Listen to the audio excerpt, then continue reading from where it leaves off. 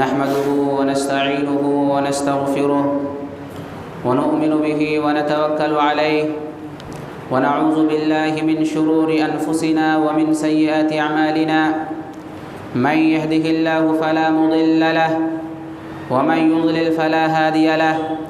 وأشهد أن لا إله إلا الله وحده لا شريك له وأشهد أن محمدًا عبده ورسوله أما بعد فإن خير الحديث كتاب الله وخير الهدي هدي محمد صلى الله عليه وسلم وشر الأمور محدثاتها وكل محدثة بدعة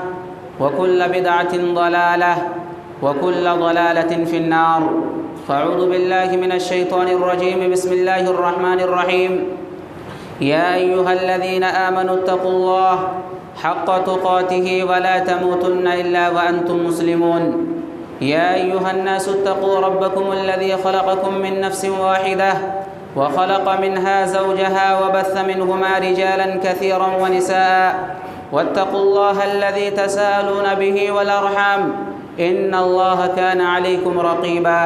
يا أيها الذين آمنوا اتقوا الله وقولوا قولا سديدا يصلح لكم أعمالكم ويغفر لكم ذنوبكم ومن يطع الله ورسوله فقد فاز فوزا عظيما وقال تعالى في كلامه المجيد والسابقون الأولون من المهاجرين والأنصار والذين اتبعوهم بإحسان رضي الله عنهم ورضوا عنه وأعد لهم جنات تجري تحتها الأنهار خالدين فيها ذلك الفوز العظيم۔ محترم سامعین کرام، بزرگان دین، نوجوانان ملت اسلامیہ اور خواتین اسلام، آج کے اس خطبہ جمعہ میں مجھے جس عنوان کے تحت آپ کے سامنے گفتگو کرنی ہے وہ عنوان ہے اسلاف امت کا عظیم کردار، اور اسی موضوع کے حوالے سے، اسی موضوع کی مناسبت سے میں نے آپ حضرات کے سامنے سورہ توبہ کی وہ معروف و مشہور آیت کریمہ تلاوت کی، جس آیت کریمہ میں اللہ رب العالمین نے انصار و مہاجرین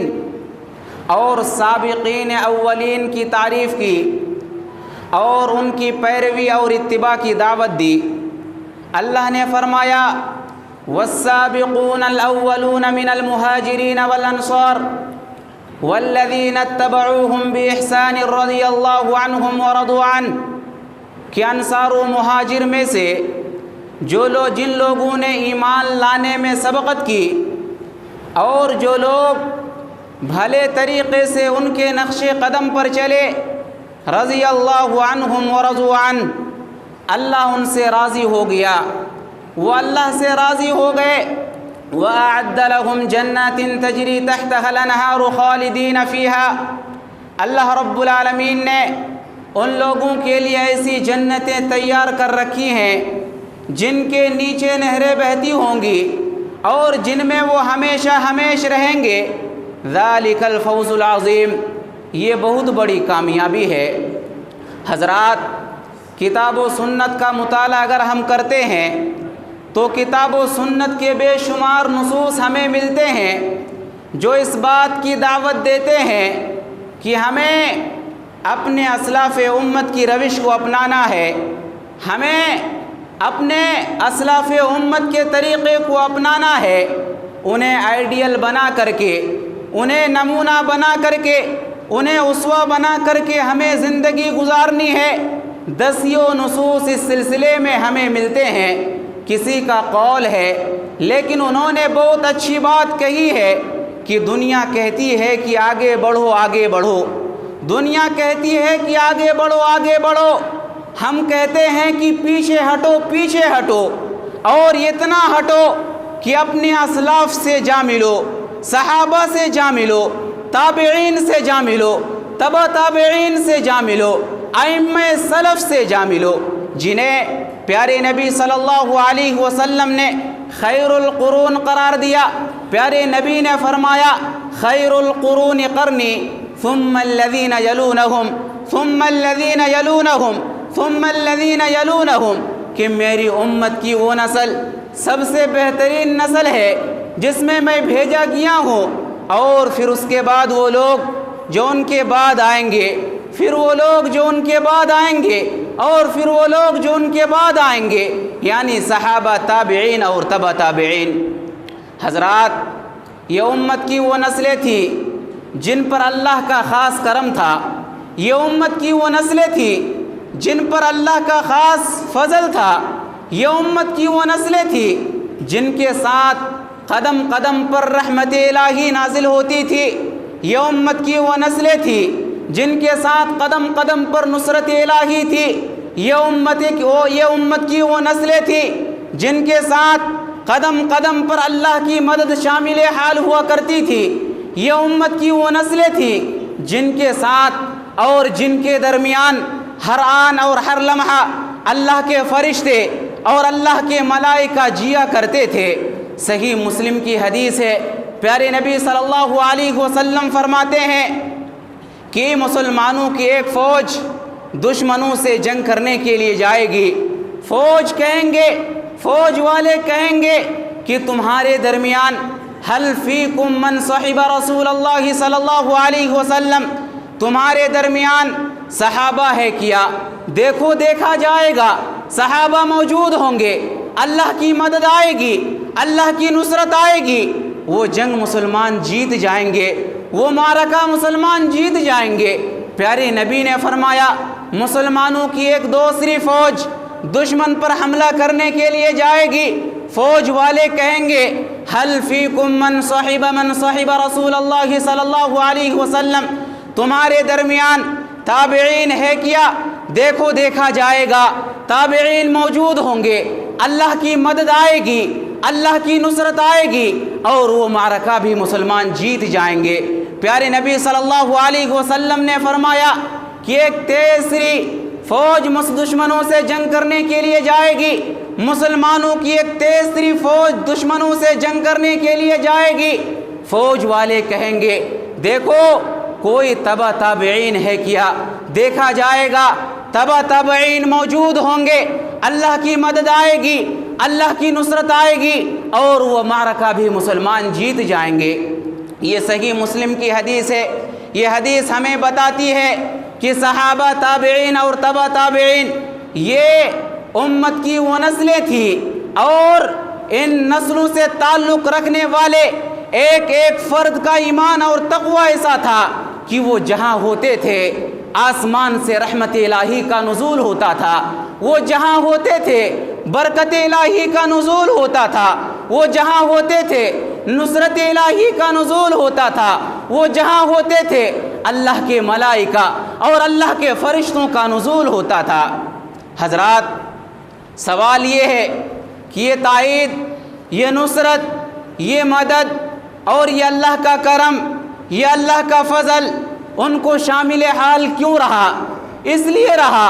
کہ انہوں نے اس دھرتی کے اندر، انہوں نے اس روئے زمین پر وہ کردار پیش کیا، وہ اخلاق پیش کیے کہ ان جیسا کردار آج یا تو پایا نہیں جاتا، یا پھر پایا جاتا ہے تو خال خال ہی پایا جاتا ہے۔ آج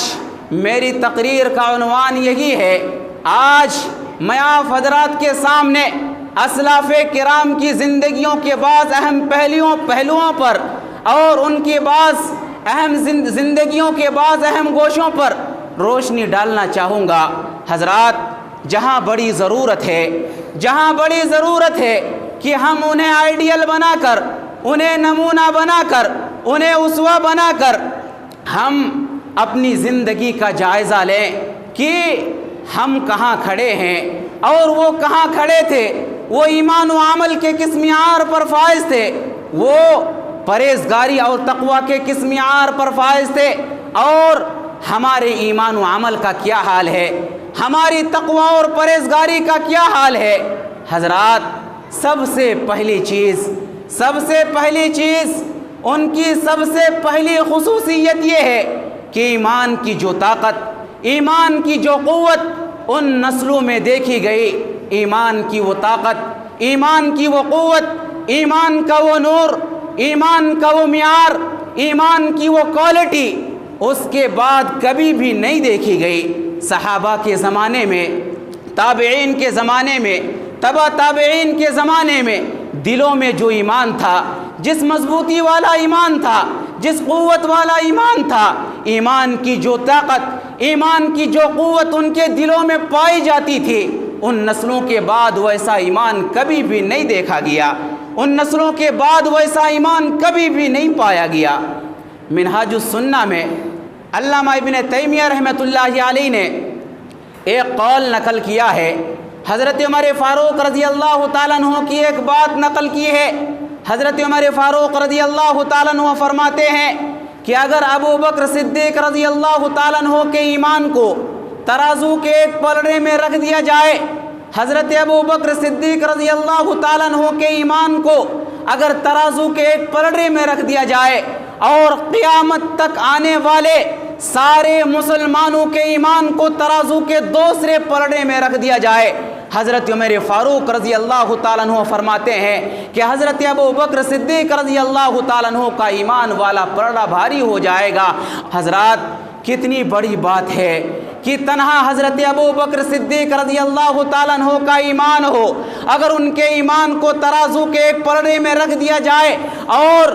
پوری دنیا کے مسلمانوں کے ایمان کو ترازو کے دوسرے پلڑے میں رکھ دیا جائے، پھر بھی حضرت ابو بکر کے ایمان والا پلڑا بھاری ہو جائے گا۔ حضرات، آپ دیکھیں، آپ حضرت ابو بکر صدیق رضی اللہ تعالیٰ عنہ کی زندگی کا مطالعہ کریں، جہاں اوروں نے تھوڑا بہت تردد اور تذبذب دکھایا پیارے نبی صلی اللہ علیہ وسلم کے کسی فیصلے کو ماننے میں، آپ کی کسی حدیث کو سمجھنے میں، آپ کی کسی بات کو سمجھنے میں، جہاں اوروں نے تردد کیا، تذبذب کیا، حضرت ابو بکر صدیق رضی اللہ تعالیٰ عنہ کے دل میں وہ غیر معمولی ایمان تھا کہ حضرت ابو بکر صدیق رضی اللہ تعالیٰ عنہ نے کبھی بھی تردد اور تذبذب نہیں دکھایا۔ پیارے نبی صلی اللہ علیہ وسلم کی جب بھی کوئی حدیث سنی، فوراً سمعنا و اطعنا کہا۔ معراج کا واقعہ، پیارے نبی صلی اللہ علیہ وسلم معراج سے تشریف لائے، کفار مکہ کے سامنے بیان کیا کہ میں رات کے ایک حصے میں مجھے مکہ سے بیت المقدس لے جایا گیا اور وہاں سے ساتواں آسمان کا سیر کرایا گیا اور وہاں سے پھر بیت المقدس لایا گیا، اور رات کے ایک ہی حصے میں بیت المقدس سے ساتواں آسمان کا سیر کرتا ہوا تمہارے درمیان آیا ہوں۔ اس بات کو سن کر کے کفار و مشرکین نے مذاق اڑایا۔ ابو جہل دوڑا ابو بکر صدیق رضی اللہ تعالیٰ عنہ کے پاس آیا، کہا اے ابو بکر، ایک بات بتاؤں کہ اگر کوئی انسان یہ کہے کہ ایک دن میں وہ مکہ سے بیت المقدس جا کر کے آ گیا ہے، کیا تم اس بات کو مانو گے؟ ابو بکر صدیق رضی اللہ تعالیٰ عنہ نے فرمایا، نہیں، میں اس بات کو نہیں مانوں گا۔ کیوں؟ اس لیے کہ وہ دور کے حساب سے مکہ سے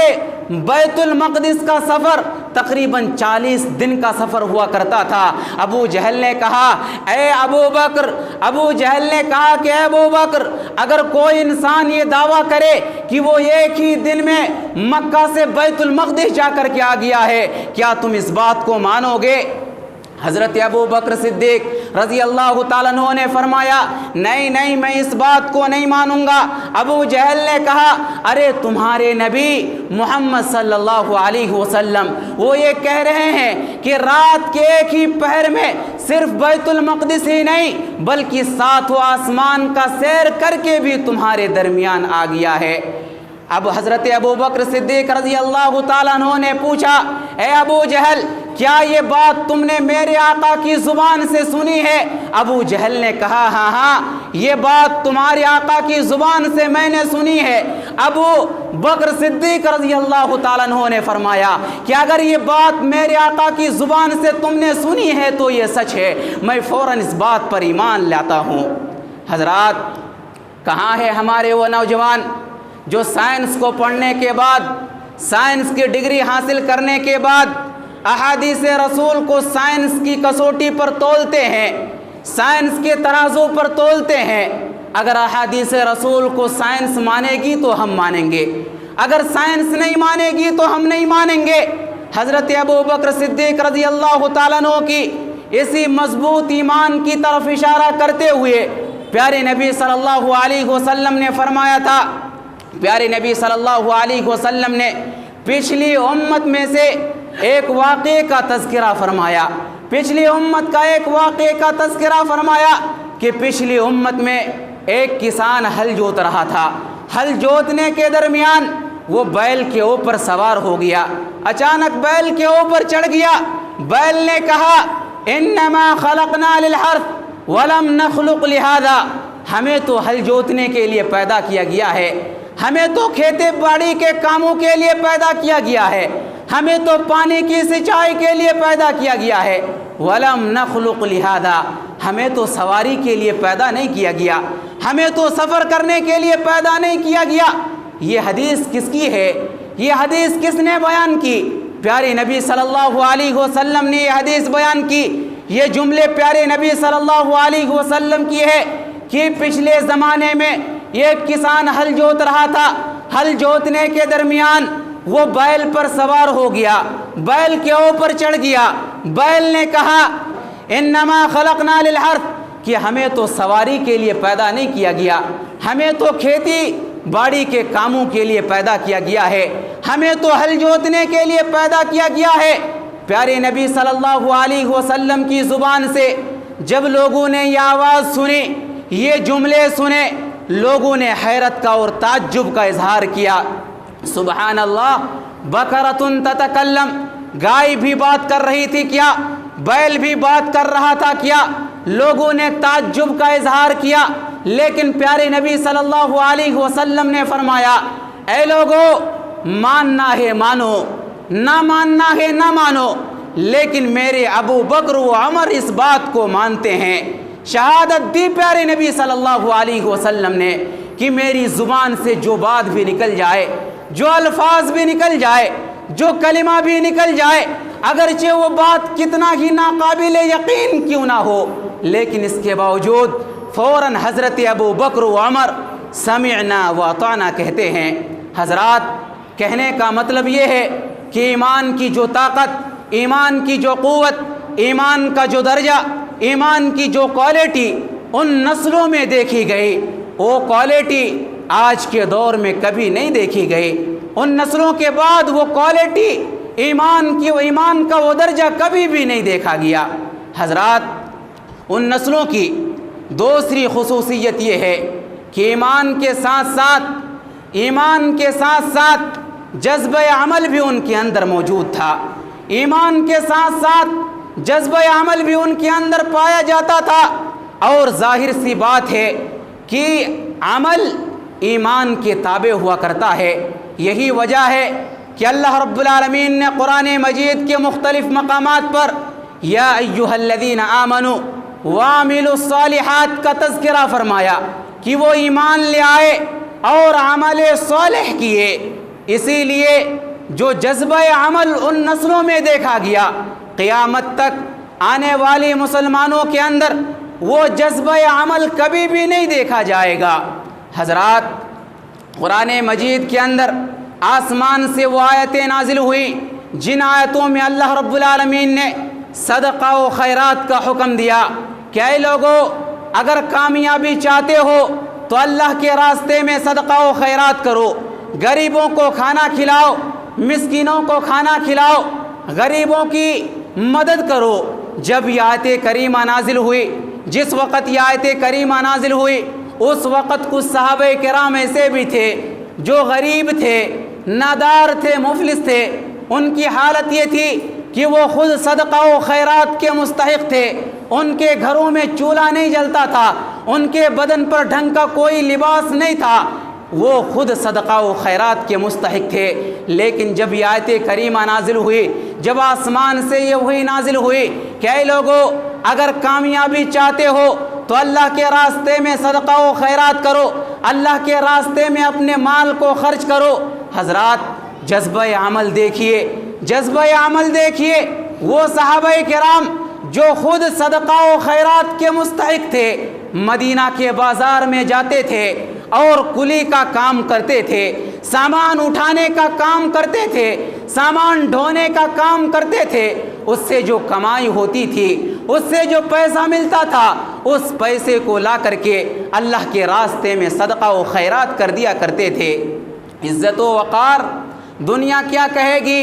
میں بازار میں کام کر رہا ہوں، میں لوگوں کا سامان اٹھا رہا ہوں، میں لوگوں کا مال اٹھا رہا ہوں، میں کلی کا کام کر رہا ہوں، لوگ کیا کہیں گے؟ دنیا کیا کہے گی؟ حضرات اس بات کو یاد رکھیں کہ حرام کمائی کما کر کے بنگلوں میں رہنے سے بہتر ہے کہ حلال کمائی کما کر کے چھوٹے موٹے جھوپڑیوں میں زندگی گزار کر کے چلے جاؤ۔ رزق حلال سے بننے والی آپ کی جھوپڑی قابل تعریف ہے ان بنگلوں کے مقابلے میں جن بنگلوں کی ایک ایک اینٹ حرام کمائی سے بنائی گئی ہوتی ہے۔ وہ صحابہ کرام تھے جو ان حقیقتوں کو جانتے تھے۔ عزت و وقار، حصول جنت اور حصول آخرت کے سامنے کبھی رکاوٹ نہیں بنتا تھا۔ بازار جاتے تھے، کلی کا کام کرتے تھے، سامان اٹھانے کا کام کرتے تھے، جو کمائی ہوتی تھی، جو روپیہ پیسہ ملتا تھا اس کو لا کر کے اللہ کے راستے میں صدقہ و خیرات کر دیا کرتے تھے۔ حضرات ان نسلوں کی ایک اور خصوصیت یہ ہے کہ ان کی ہر نیکی میں ان کی حصے داری تھی۔ آج ہمارا معاملہ یہ ہے کہ آج کسی کی پہچان نماز سے ہے، اگر کوئی نماز میں پرفیکٹ ہے تو زکوٰۃ وقت پر ادا نہیں کرتا، اگر کوئی زکوٰۃ وقت پر نکالتا ہے تو روزوں میں تقصیر کرتا ہے۔ الغرض یہ کہ کہیں نہ کہیں ہم سے تقصیر ہو رہی ہے۔ نیکی کے میدان میں اگر ایک نیکی ہماری زندگی میں ہے تو دوسری نیکی سے ہم سے تقصیر ہو رہی ہے۔ لیکن ان نسلوں کی یہ خصوصیت تھی، ان کی ہر نیکی میں حصے داری تھی۔ صحیح بخاری کی روایت ہے، پیارے نبی صلی اللہ علیہ وسلم نے ایک مرتبہ صحابہ کرام سے سوال کیا، پوچھا اے میرے صحابہ من اصبح منکم الصائم، بتاؤ تم میں سے آج کون روزے سے ہے؟ حضرت ابو بکر صدیق نے کہا کہ میں۔ پھر سے پیارے نبی نے سوال کیا، بتاؤ آج تم میں سے کس نے کسی غریب کو کھانا کھلایا؟ حضرت ابو بکر صدیق نے فرمایا میں۔ پیارے نبی نے پھر سے سوال کیا، بتاؤ آج تم میں سے کس نے کسی مریض کی عیادت کی؟ حضرت ابو بکر صدیق رضی اللہ تعالیٰ عنہ نے فرمایا میں۔ پیارے نبی صلی اللہ علیہ وسلم نے پھر سے سوال کیا، اے میرے صحابہ بتاؤ تم میں سے کون ہے جو آج کسی جنازے کے ساتھ چلا ہو؟ حضرت ابو بکر صدیق نے فرمایا میں۔ پیارے نبی صلی اللہ علیہ وسلم نے یہیں پر سوالات روک دیے۔ پتہ نہیں اگر پیارے نبی صلی اللہ علیہ وسلم نیکیوں کے حوالے سے